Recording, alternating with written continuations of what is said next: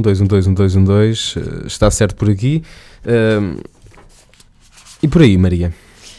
Está tudo ótimo, sempre na companhia de bons vinhos. Nem mais, não temos nenhum sobremesa, mas enfim. Também há para sobremesa. Também há vinhos para sobremesa? Também. Ok. Há para tudo. Vamos começar isto.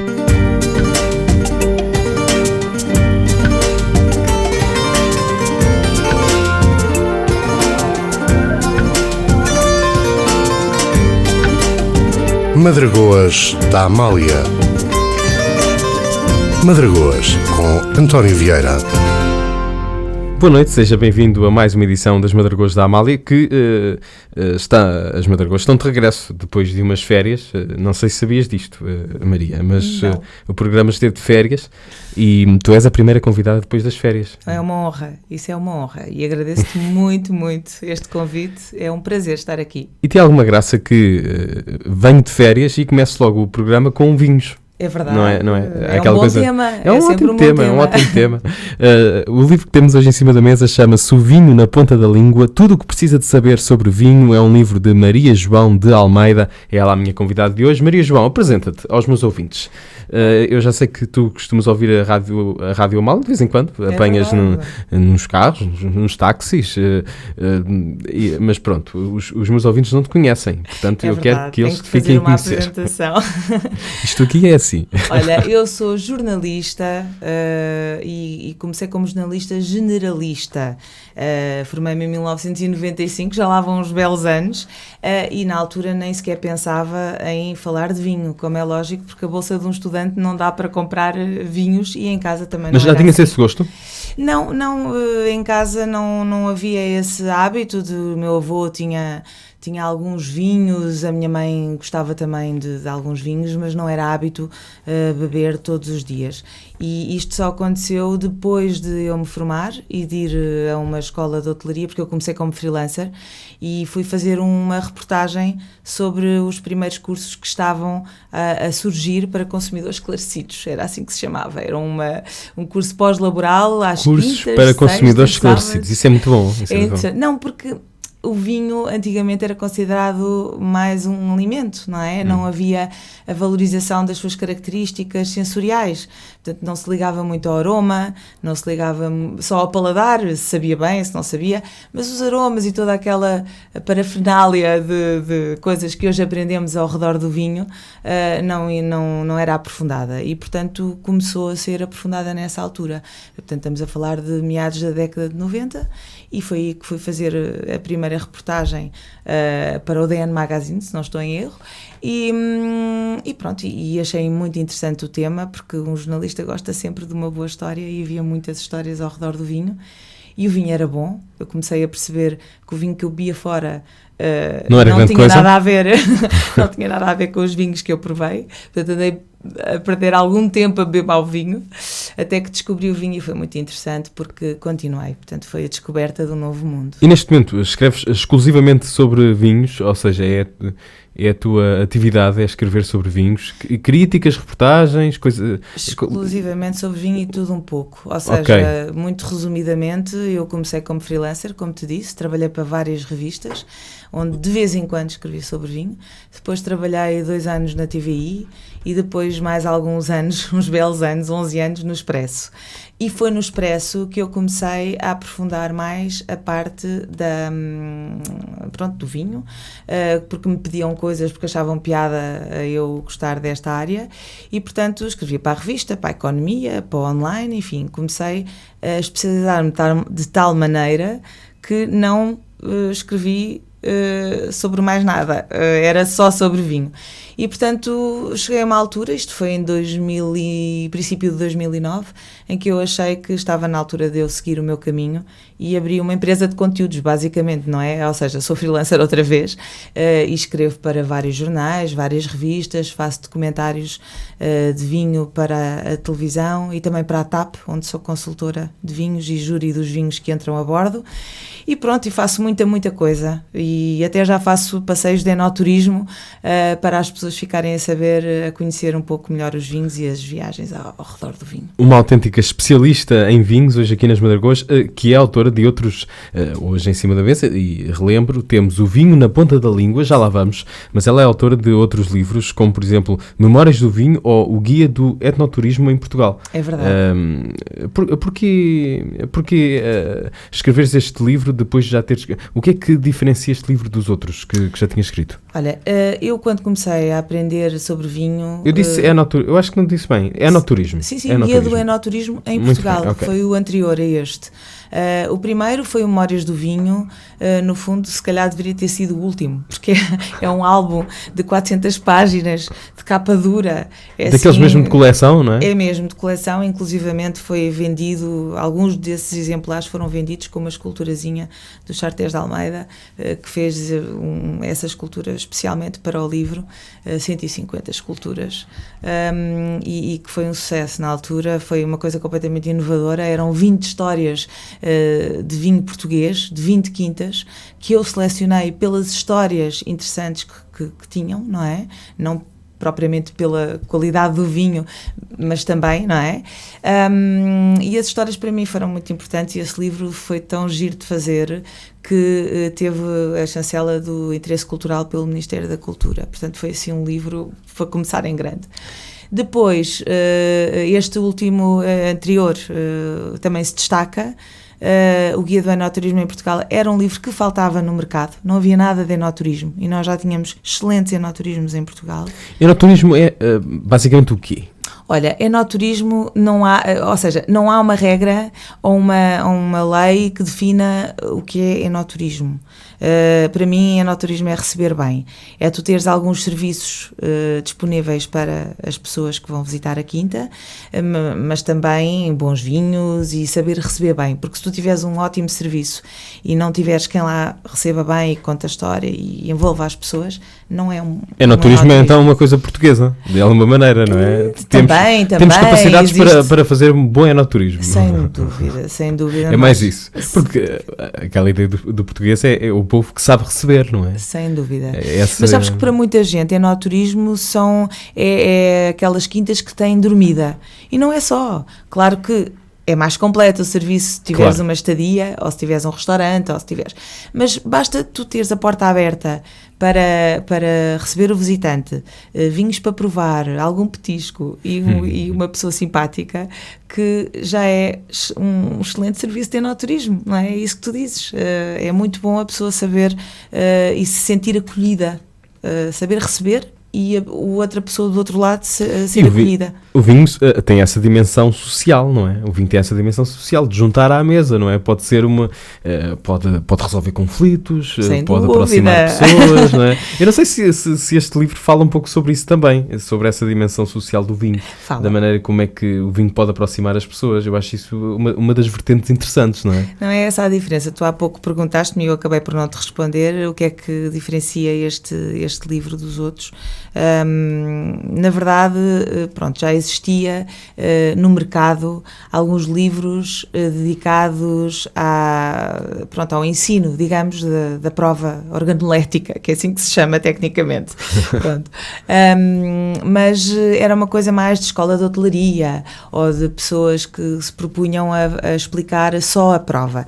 Este livro não só explica a prova, como tem uma linguagem bem humorada e divertida, por isso é que tem estes fantásticos cartoons da Cristina Sampaio. Adorei trabalhar com ela. Também vale a pena falar sobre isto. É pena a rádio não ter aqui um visor. Podemos descrever, mas esteja atento, quando encontrar sabes que as pessoas depois de ouvirem esta conversa vão certamente até à livraria mais próxima para adquirir e vão perceber logo na capa que estão estes cartoons que depois acompanham que vão acompanhando o livro, não é? Eles vão aparecendo ao longo do livro, estes cartoons da Cristina Sampaio. Já vamos falar um pouco mais desta colaboração. Estavas onde? Estava a dizer-te que, pronto, o livro tem uma linguagem acessível, portanto, não afasta as pessoas, ao contrário de que se eu utilizasse uma linguagem técnica, se calhar as pessoas ficavam um bocadinho mais apreensivas. Portanto, aqui está tudo muito explicado de forma jornalística, no fundo é tentar explicar por palavras mais simples e acessíveis e e daí divertidas também, com algum humor, o que é a prova de vinho. E depois tem muitas histórias e curiosidades que eu misturo. E eu achei que era muito importante envolver as pessoas no mundo do vinho, as histórias do mundo do vinho. Logicamente não estão aprofundadas, não é? Mas estão aí referidas e ligeiramente aprofundadas, e se a pessoa realmente for o verdadeiro enófilo, depois passa pela vai querer própria saber mais, pesquisa. obviamente. Pronto, portanto isso é eu quero abrir a mente das pessoas para as histórias e curiosidades do mundo do vinho. Sei lá, vou dar um exemplo em relação aos copos. Eu estava aqui a ver o capítulo dos copos. Por acaso está assim a ficar curioso acerca disto. O que é preciso para... Que cuidados devemos ter com os copos? Acho que é a frase que está aqui, que utilizaste o título. Enfim, vamos ficar já a saber que cuidados devemos ter com os copos de vinho. Mas antes disso, ouça lá o Senhor Vinho. Precisamente. Fantástico, não podia ser melhor. Assenta muito bem nestas Madragoas de hoje, em que falamos com a Maria João de Almeida, o vinho na ponta da língua.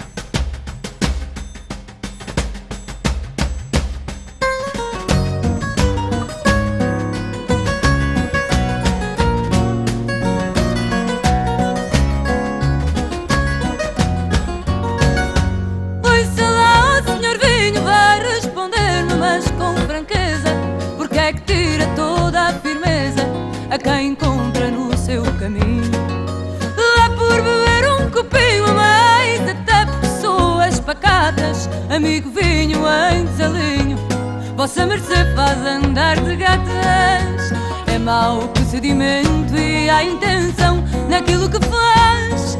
Entre sem desequilíbrio não há equilíbrio que seja capaz. As leis da física falham e a vertical de qualquer lugar oscila sem se deter e deixa de ser perpendicular.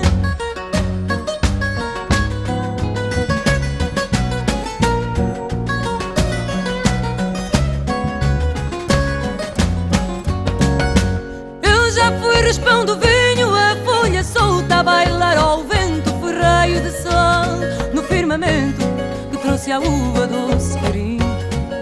Ainda guardo o calor do sol e assim eu até duvido aumento o valor, seja de quem for, na boa conta, peso e medida. E só faço mal a quem me julga, ninguém faz pouco de mim. Quem me trata como água é ofensa, pago cá sou assim. Vossa mercê tem razão, é ingratidão falar mal do vinho e a provar o que digo. Vamos, meu amigo, a mais um copinho.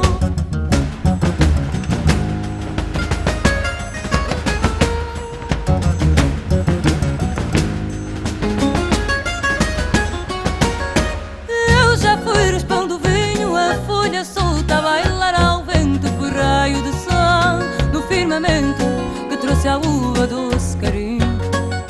Ainda guardo o calor do sol e assim eu até de ouvido aumento o valor, seja de quem for, na boa conta, peso e medida. E só faço mal a quem me julga, ninguém faz pouco de mim. Quem me trata como água é ofensa, pago cá sou assim. Vossa mercê tem razão, é ingratidão falar mal do vinho e a provar o que digo. Vamos, meu amigo, a mais um copinho.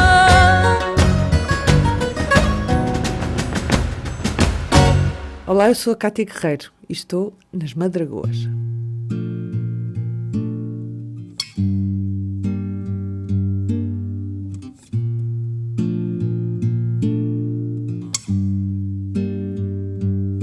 Intensamente, amor, intensamente, ponho na minha voz esta saudade que é feita de futuro no presente e na ilusão é feita de verdade. Intensamente, amor, intensamente.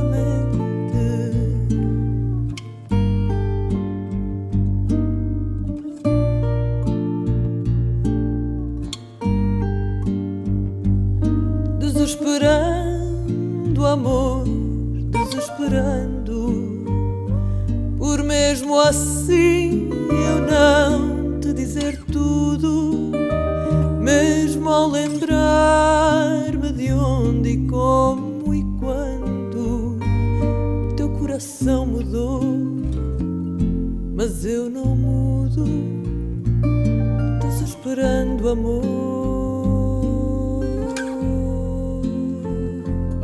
desesperando.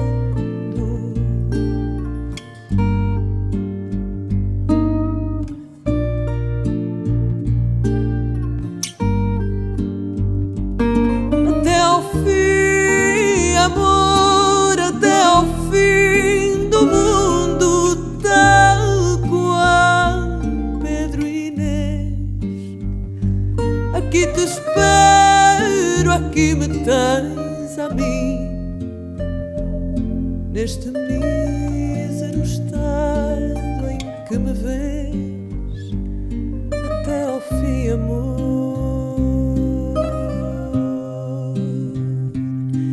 até ao fim, amor, até ao fim.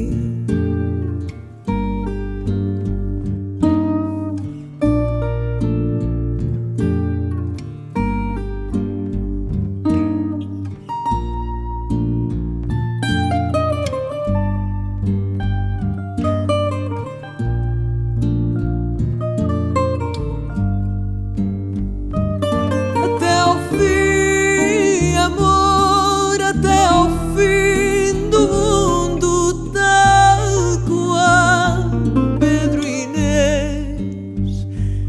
Aqui te espero, aqui me tens a mim, neste mísero estado em que me vês, até ao fim, amor,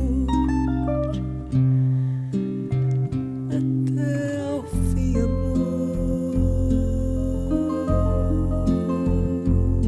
até ao fim.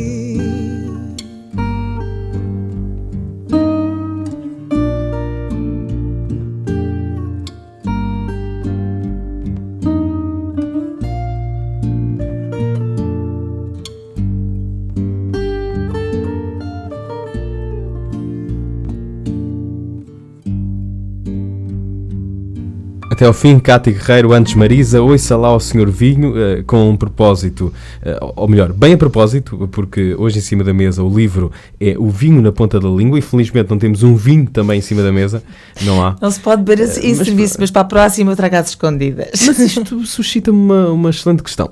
As pessoas que estão a ouvir este programa, enfim, isto com a internet vai ficar em podcast, portanto podem estar a ouvir a qualquer hora. Muito bem. Mas o horário deste programa é da meia-noite à 1h. E, de facto, é uma hora que combina com o vinho. Sem dúvida. Mas nós estamos eu admito isto, nós estamos a gravar de manhã. Sim. Esta hora combina com o vinho também ou não? Há horários para o vinho? É uma questão interessante, porque à partida não associamos esta hora a vinho, mas eu não sei, tu que percebes mais do assunto. Se eu te disser que é de manhã que se prova melhor o vinho, acreditas? Eu acredito, se és tu que estás a dizer, acredito. Mas a sério, as provas de vinho são normalmente de manhã? São de manhã, porque o paladar está menos cansado. É só isso. O paladar está menos cansado, tu podes tomar um pequeno almoço razoável, pronto, um pão é bom porque tem amido, um chá, um leite, enfim. É bom não beber, por exemplo, citrinos, porque pode agredir um bocadinho o paladar, mas à parte disso, o paladar está muito menos cansado do que se provares, por exemplo, ao final do dia em que já tiveste o almoço, o lanche, o jantar. Por exemplo, não é? Nunca se vai provar à noite. O paladar já passou por todas estas refeições. Não se deve fazer. Deve ser de manhã, direitinho, logo às 8 da manhã. São maratonas às vezes, o paladar está, quer dizer, eu falo por mim, há quem prove, poucos, mas há quem prove, tenho alguns amigos, não só a nível nacional como internacional, que podem provar até 100, dependendo dos vinhos mas que estamos a provar. Um bocadinho, não é? Sim, não se bebe nada, prova-se prova-se e cospe, okay. é uma grande... É tudo para um utensílio que se chama cuspideira. Uma pessoa bochecha os vinhos e ao redor das gengivas, da língua, para sentir as suas características sensoriais e depois cospe, porque senão era uma grande bebedeira. Mas eu vou, quando estamos a falar de vinhos de verão, por exemplo, até 80 já aguentei, logicamente. Quando são vinhos mais intensos, não passo os 60, principalmente aqueles tintos mais encorpados, ou vinhos do Porto. Então, se for só uma prova de vinhos do Porto, 20 no máximo, porque é muito intenso e o paladar fica muito cansado. Não há amido que possa limpar o paladar. Portanto, é de manhã. Prova-se o vinho em 3 etapas. Primeiro vê-se, depois cheira-se e depois, enfim, prova-se mesmo. Prova-se, exatamente. É mais ou menos isso? Sim, é exatamente isso. Primeiro tem que se ver a cor, embora hoje em dia esse primeiro passo não seja tão valorizado, porque hoje em dia serão poucos os vinhos que estarão turvos. Antigamente é que havia muito essa questão, muitos deles não eram filtrados. Ainda assim as cores podem ser diferentes, ou não? Sim, claro, e variam consoante a sua idade. Portanto, logicamente a visão também é importante, não estou a desvalorizar, mas sem dúvida que o aroma e a prova final da língua é que é muito importante. Porque aí é que é a prova. É a prova real, é a degustação, a real degustação. O Vinho na Ponta da Língua é o livro que temos aqui nas Madragoas de hoje. A minha convidada é a Maria João de Almeida, que é uma autêntica especialista em vinhos, está aqui a explicar-nos muitas coisas a propósito de vinhos e eu acho que o vinho combina com fado, combina com o horário deste programa, apesar das provas serem de manhã. Exatamente. Isso é muito curioso. Mas ficámos numa questão muito importante: que cuidados devemos então ter com os copos? Pronto, o que eu te estava a dizer é que os copos, logicamente, têm uma regra, enfim, logicamente há copos para determinados vinhos e isso é explicado em vários livros e eu também explico aqui. Mas algo curioso, algumas coisas que eu descobri, achei interessante mencionar, além de curiosidades e histórias, e aí falo, por exemplo, como é que surgiram os copos. Não é? Mesmo, não é? Há milhares de anos, como é que surgiu o copo? Isso é interessante, as pessoas acham piada. Quem é que inventou o copo? Isso ninguém sabe, mas foi uma descoberta que só não vou agora revelar porque senão as pessoas não compram o livro. Mas logicamente ninguém sabe quem descobriu. Agora foi uma descoberta, assim como a roda, foi uma grande descoberta, não é? Quer dizer... Não, como é que eu ia te explicar? Foi por acaso. Foi por acaso, é isso que queres dizer. Foi por acaso, muito bem. Não é? Ou o fogo, foi por acaso. E portanto ninguém sabe quem descobriu, mas faz parte da história. E o copo tornou-se importantíssimo na história da humanidade. Logicamente que a história mais recente dos copos está aí melhor explicada e também falo de marcas, embora nenhuma marca, nem nenhum vinho que aparece neste livro, isto é muito importante dizer, ninguém pagou para aqui estar. Okay. Se eu falo de marcas e se falo de vinhos, é porque achei que devia... Estás a aconselhar. Estaria a aconselhar. Vou, por exemplo... não vou mencionar as marcas, que se quiserem vejam o livro, mas há 2 marcas essenciais a nível de copos que os profissionais do vinho utilizam e as pessoas têm que perceber porquê. Se eu entro no mundo do vinho, eu tenho necessariamente de dizer, olha, os melhores copos ou os copos que os profissionais de vinho mais utilizam são estes e estes. Não quer dizer que as outras marcas não sejam boas, mas estas são as que têm mais prestígio ou as que aparecem mais ou que os profissionais do vinho mais utilizam, portanto têm que ser faladas. Até porque tu, quando estás a fazer uma prova, se o copo não for o melhor, isso interfere de alguma maneira. Claro, sem dúvida. Que características o copo precisa de ter, afinal? Depende do vinho. Um copo tem que ser escolhido conforme o vinho. Vou-te dar um exemplo simples. Um copo de vinho tinto que não seja muito complexo, nem muito encorpado, se calhar o corpo do copo não precisa ser tão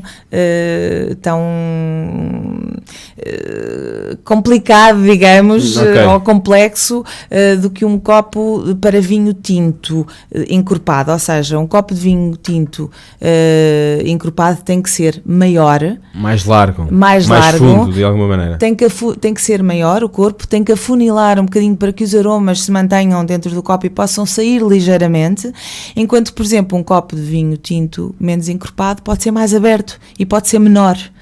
Percebes? Portanto, não será complicada a palavra certa, Sim, mas mas talvez percebo. um copo mais complexo também, não é? Sim, claro. Mais pensado para aquele tipo de vinho. E aquela questão, por exemplo, dos vinhos brancos, por exemplo, também serem para copos mais simples, não é verdade. Se for um vinho com madeira e se for um vinho com maior complexidade, porque não também servi-lo num copo de vinho tinto? Isso depois é a sensibilidade das pessoas. A mim já me aconteceu, por exemplo, abrir uma garrafa de vinho branco, por isso estou a dar-te este exemplo, e dizer assim, este vinho devia ir para um copo de vinho tinto, e vou buscar um vinho, um copo para aquele vinho, e fica maravilhoso, porque eu consigo sentir os aromas de uma Eu forma acho que completamente uma diferente. pessoa, e este livro pode ajudar depois de o adquirir, uma pessoa pode, enfim, quando começa a saber mais, começa também a inventar mais, a ser mais criativo. Sim. Aquilo que era até então um ato tão simples como vou beber um copo de vinho, vou acompanhar, acaba por ser um ato criativo. Sem dúvida, sem Não é? dúvida. E aí é que está um bocadinho a graça e o interesse nisto. E isto é conhecimento, de facto. Estamos a aprender muito com a Maria João de Almeida, mas temos de ouvir fados, Maria. Sim, A conversa está não, ótima. mas isso temos de ouvir ficaria fados. incompleto se não ouvíssemos. Ana Moura, vamos ouvir este dueto com Bonga, chama-se Valentim, a recriação de um tema de Amália Rodrigues, tem produção de Branco, dos Buraca São Sistema.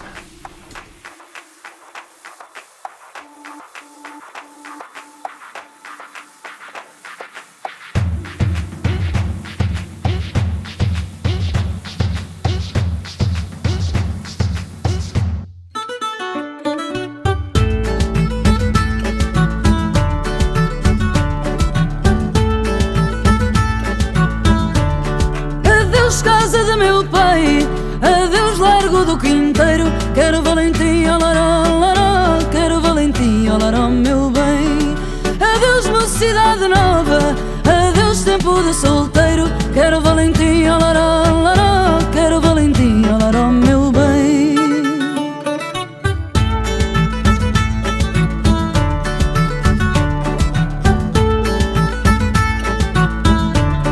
No tempo das desfolhadas, lá na aldeia era um regalo. Quero Valentim, olaró, olaró, quero Valentim, olaró, meu bem.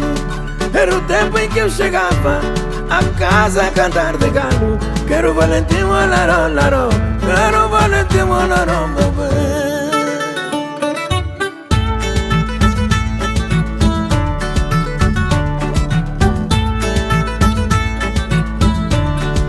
Adeus casa de meu pai, adeus quarto da palhada. Quero Valentim, olaró, olaró, quero Valentim, olaró, meu bem. Era a cama onde eu dormia ao chegar de madrugada. Quero Valentim, olaró, olaró, quero Valentim, olaró, meu bem.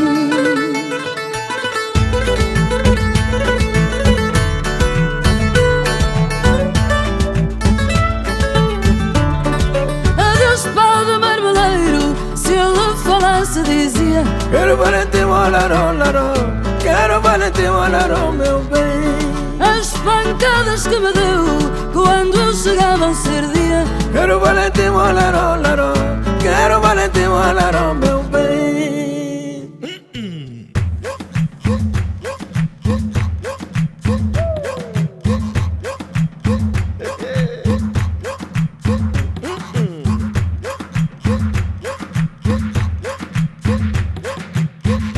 Quero Valentim, olaró, olaró, Quero Valentim, olaró, meu bem. quero Valentim, olaró, olaró, Quero Valentim, olaró, olaró. quero Valentim, olaró, meu bem.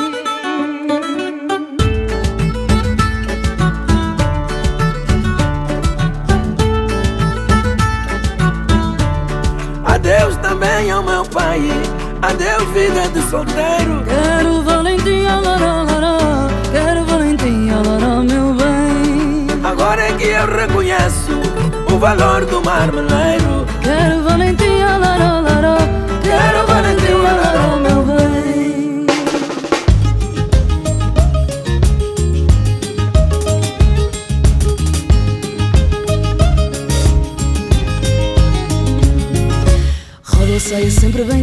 apetece. Viro o disco se o antigo me aborrece. Bato com o tamanco, meu nanca e mexe. E diz que o fado não se dança, até parece. Saio desta roda se bem me apetece. Diz que o vira não mexe, ainda se aborrece. Manca que manca, meu nanca e mexe. Ai não que não dança, até parece.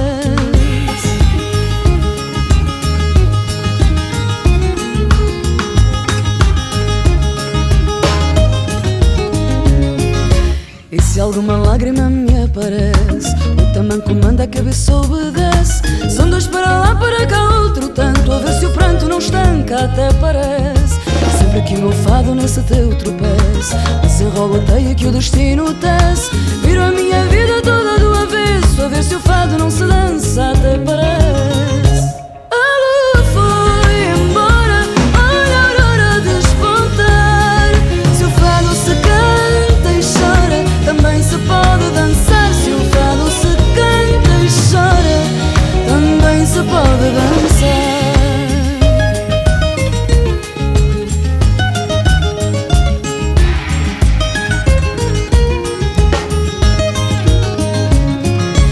E se alguma voz se insurge na quermesse, fado assim não sei o que é que me parece. Paro logo e digo alto e para o baile, até o cheiro eu viro se me apetece. Sai da roda e roda, sai a sobe e desce. Vira o disco e diz que vira assim não mexe. Roda o cheiro e vai enquanto o baile deixa. E vê se o fado não mexe, ai não, não mexe. A culpa foi embora, saudade bem pode esperar. Se o fado se canta e chora, também se pode dançar. Se o fado se canta e chora, também se pode dançar. Também se pode dançar. Fado dançado, Ana Moura, do último disco da Ana Moura, esse Moura, editado em 2015, e antes ouvimos também esse fantástico Valentim, que junta as vozes de Ana Moura e Bonga. Estou à conversa com Maria João de Almeida hoje, a propósito deste livro, O Vinho na Ponta da Língua. É uma edição da saída de emergência, e uma excelente edição, devo dizer. Há pouco estávamos a falar sobre isso. É um livro muito bonito, quase cor de vinho. Exatamente, é cor de vinho. Essa é a ideia, não é? É cor de vinho mesmo. Pronto, se bem que o vinho depois nos parece sempre mais escuro, não é? O caso do vinho tinto parece-nos sempre mais escuro no copo. Sim. Mas pronto, é esta a cor de vinho, chama a atenção. Quem for à livraria vai de certeza dar por ele. Tem textos bem concisos, com informação certa, com ilustrações também, de Cristina Sampaio. Como é que surgiu a ideia de convidar a Cristina? Olha, a Cristina é maravilhosa. Eu acho que é uma das melhores cartunistas portuguesas e, portanto, o nome dela surgiu naturalmente para fazer parte deste livro. Eu queria realmente uma coisa descontraída e bem-humorada, porque às vezes o mundo do vinho é um pouco sério. A coisa já se está a diluir ao longo dos anos. Também há puristas do vinho? Então não há puristas do vinho, há puristas em todas as áreas e o mundo do vinho não foge à regra. E quando eu comecei no mundo do vinho, era toda a gente muito séria e toda a gente levava o vinho muito a sério, que tem que ser levado a sério, mas também com muita descontração, porque... Claro, até porque... Enfim, podemos levar uma coisa a sério...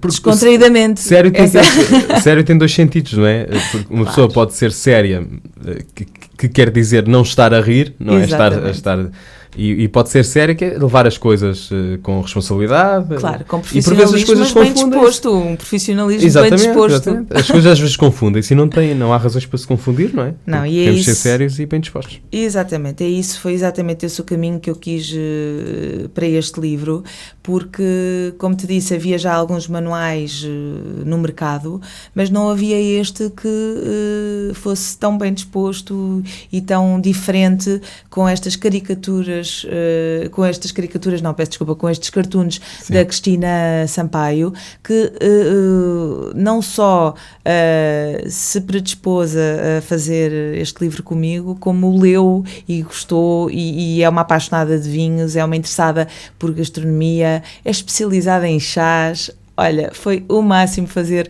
este livro com ela, descobri-la ainda mais como pessoa e nasceu também daqui uma amizade e eu acho que isso também está patente neste livro. tão bem que a equipa se enturmou, não é? Porque eu acredito muito no trabalho de equipa e se uma equipa não funcionar bem, acho que também se vai ver no resultado final. E, portanto, eu acho que este livro, mesmo, e da própria editora, acho que toda a gente se enturmou lindamente e saiu este belo livro. E na contracapa deste belo livro há algumas perguntas interessantes que são belos pontos de partida para a conversa. Eu vou ler a primeira e ficamos logo pela primeira, tenho a certeza. A que temperaturas devemos servir o vinho? Dá logo aqui pano para mangas. Lá está. Qual é a temperatura ideal? Depende do vinho, suponho. Depende do vinho. Mas olha, uma coisa que muita gente tem a mania de dizer, que é uma coisa já estabelecida, é que ainda há muita gente que se engana e diz que o vinho deve ser bebido à temperatura ambiente.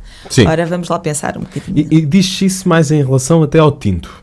Sim, enfim, sim, mas mais em relação ao tinto, geralmente o branco está no frigorífico, sim, mas até no frigorífico não pode estar gelado mais, percebes? Há pessoas que bebem o vinho muito gelado. Sim, mas repara uma coisa, voltando à temperatura mas ambiente. repara, Maria, que eu estou aqui a dar, enfim, sou a voz do senso comum. Não, claro, não, e isso é importantíssimo, mas repara, a temperatura ambiente pode ser um dia de calor. Se tiverem 24 graus, 26 graus, 30 graus, não vamos estar a servir um vinho à temperatura ambiente, não é? Portanto, o vinho tinto deve ser, por exemplo, servido entre os 16 e os 18 graus. Porquê? Porque ele vem ligeiramente fresco, mas nós já conseguimos sentir os aromas. E essa evolução até à temperatura ambiente, se eu retirar o vinho tinto da cave de vinhos a 16 graus e tiver 22 graus, até aos 22 graus, o vinho vai sofrer imensas transformações e os aromas vão soltar-se. E é essa evolução dos 16 para os 22 graus que é interessantíssimo a provar. E depois, o próprio sabor não parece o mesmo. Eu, muitas vezes, nos meus cursos de formação, coloco um vinho à temperatura correta e um vinho à temperatura ambiente. E as pessoas acham que são vinhos diferentes quando são vinhos iguais. Portanto, quem está a estudar vinho, quem é um verdadeiro apreciador de vinho, tem que o beber à temperatura correta, porque só assim vai acompanhar a evolução do vinho até à temperatura, a dita temperatura ambiente, não é? A dica da Maria João de Almeida. Passamos à próxima pergunta. A próxima pergunta até já respondemos que tipo de copos utilizar. É a pergunta seguinte aqui na contracapa. Também já falámos de como fazer a análise sensorial dos 5 sentidos, aqui neste caso 3 sentidos, visão, olfato e paladar. Esta é uma das questões centrais para o senso comum, para as pessoas que enfim, não são especialistas, mas têm sempre um bitite qualquer para dizer a propósito disto. Toda a gente sabe imenso sobre vinho. Há uma coisa que eu te quero dizer. Há muitos... Enfim, é uma coisa que eu já não sei onde é que aprendi, ou se eu que inventei, acho que aprendi ou ouvi em algum sítio. Sabes que há muitos enochatos. Pois, cálculo que sim. Há muitos enochatos. Isto do vinho é muito bonito. Porque é uma coisa que faz parte da cultura, está tão enraizada na cultura portuguesa, que toda a gente acha que pode dar um bitite sobre o vinho, mesmo que não tenha qualquer conhecimento. Mas toda a gente tem esse direito. A questão aqui é impor opiniões. Impor opiniões é uma chatice. A pessoa ter que ouvir os outros. Aliás, há aí uma parte do livro que eu digo, quando eu entro no mundo do vinho, tenho que ouvir já não sei se pus o termo do enochato, tenho que ouvir os enochatos ou posso-me ir embora? É assim, nós estamos sempre a aprender, nós nunca devemos achar que sabemos tudo. E isto é uma condição sine qua non no mundo do vinho, está sempre tudo a evoluir. Portanto, quanto mais nós sabemos, mais queremos aprender. E em qualquer mundo, não é? Exatamente, e é importante ter esta postura de simplicidade perante o vinho. Quando encontras uma pessoa que acha que sabe tudo sobre vinho, foge dela. Porque é uma chatice e geralmente as opiniões quer dizer, que são muito objetivas e que são muito racionais não são boas opiniões. Não são. É sempre bom o vinho ter alguma carga de subjetividade. Tem a técnica de prova, logicamente, mas há sempre que há várias variantes que são precisas ter em conta e ninguém sabe tudo. Isto a propósito da próxima pergunta, que é como combinar comida e vinho? Se quer saber a resposta, fique desse lado, porque antes vamos ouvir Carlos do Carmo com Pontas Soltas.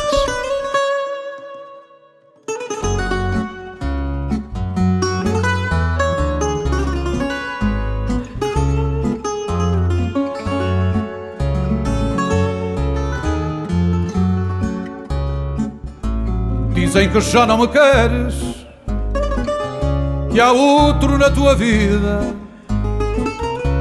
e que é dele que tu gostas. São as línguas das mulheres que vinham lamber-me a ferida. Se me virasses as costas,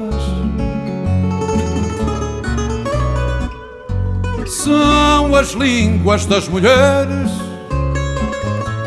que vinham lamber-me a ferida. Se me virasses as costas,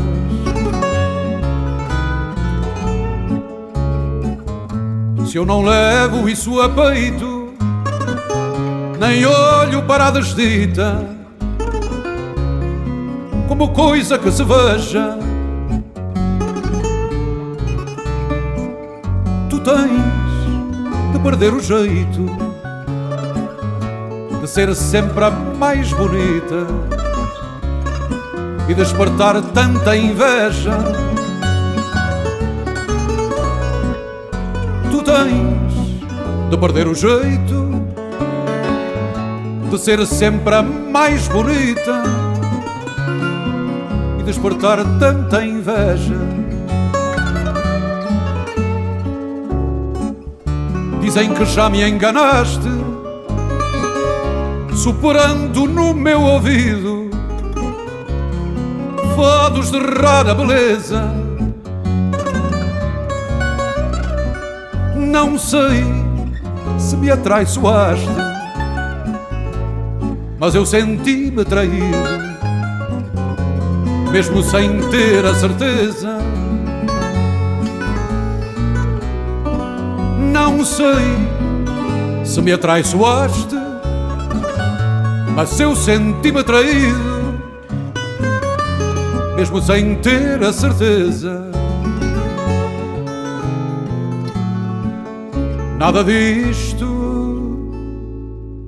acontecia se desses as tuas voltas sempre, sempre ao meu redor.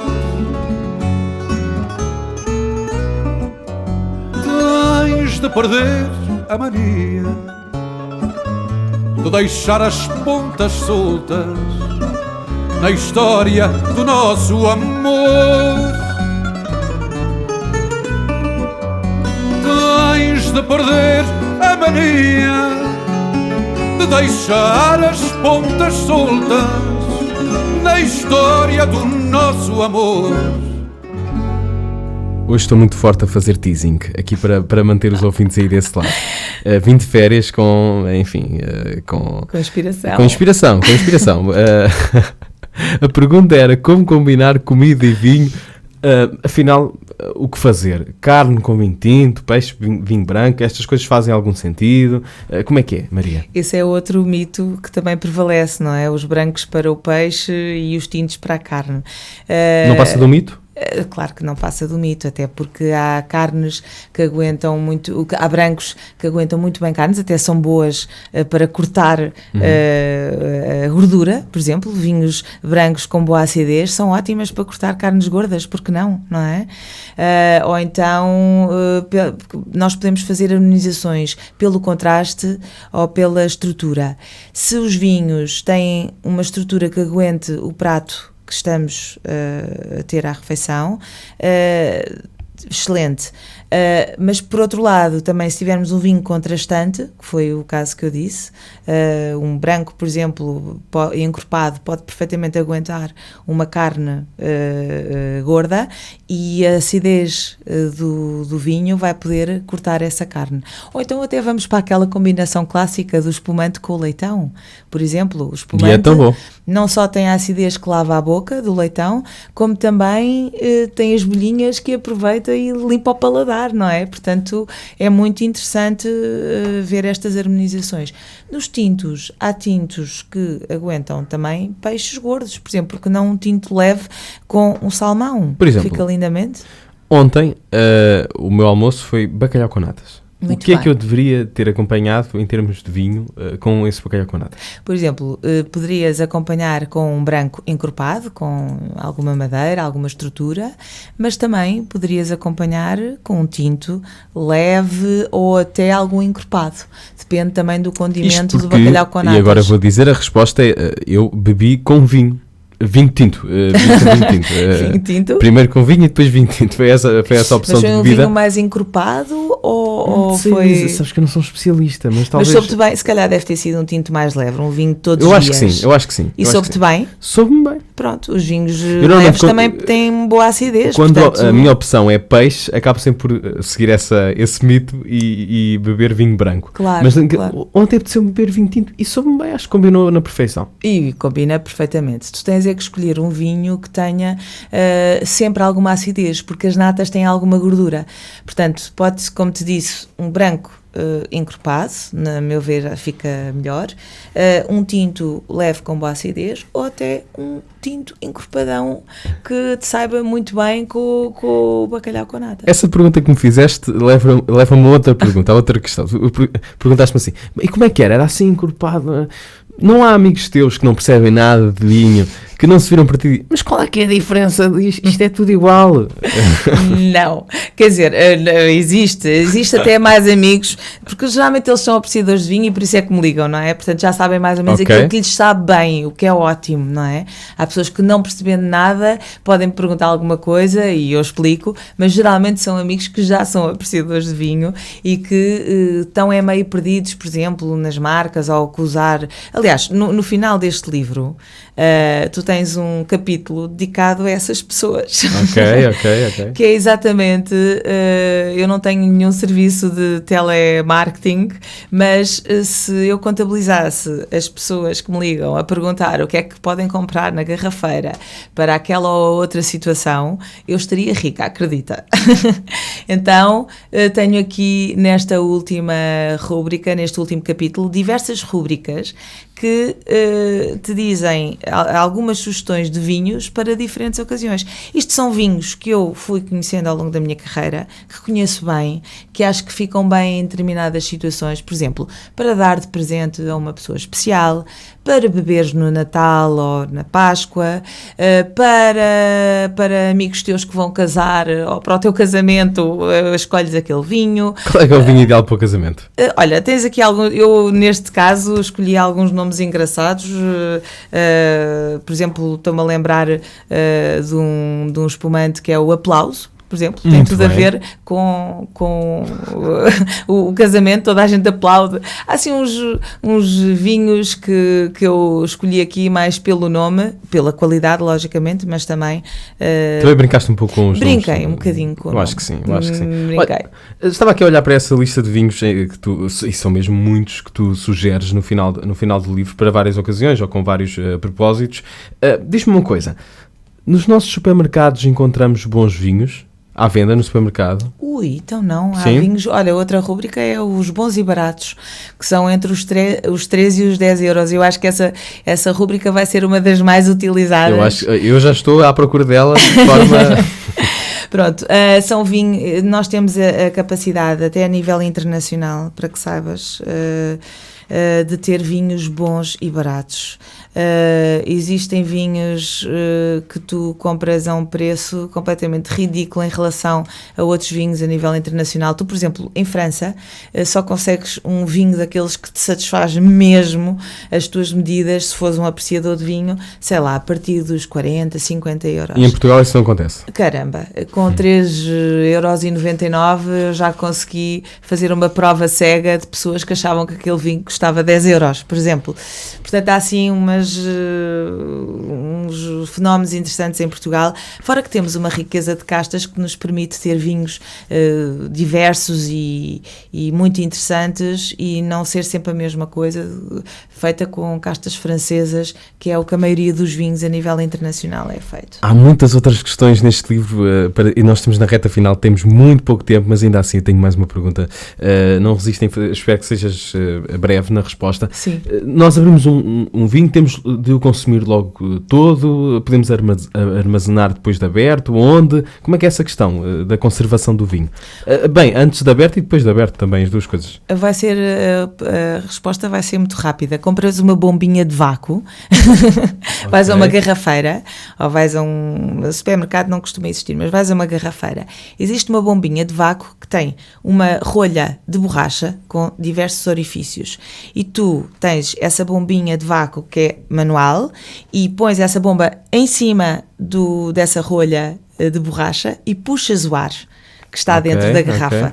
Portanto, consegues durante 2 ou 3 dias que o vinho se mantenha quase inalterado. Logicamente terá sempre algum contacto com o oxigênio, mas essas bombinhas de vácuo é o que uso em casa e o que os apreciadores de vinho utilizam em casa e que são essenciais para quem, por exemplo, mora sozinho ou mesmo que morem só 2 pessoas, não bebam a garrafa toda.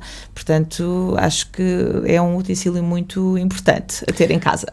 Fica a dica. Aliás, ficam as dicas e podem encontrar muitas outras. Aliás, essa secção dos livros bons e baratos e outras secções, nós obviamente não demos nenhum exemplo, somos mesmo assim.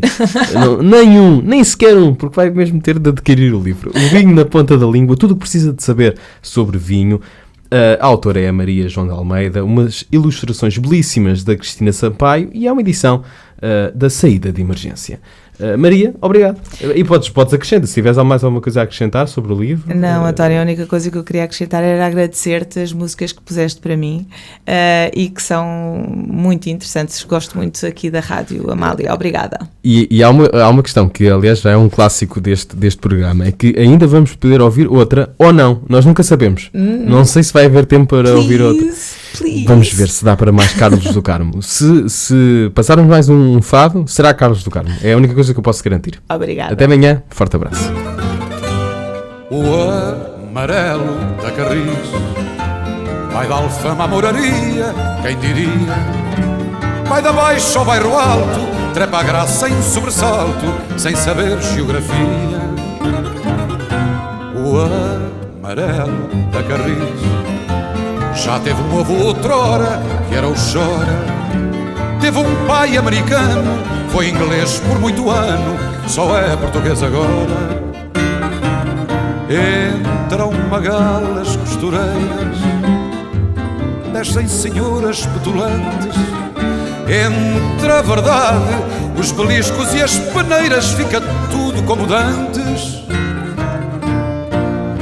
Quer um de 15 para a Pampulha, já é mais caro este transporte. E qualquer dia mudo a agulha, porque a vida está pela hora da morte.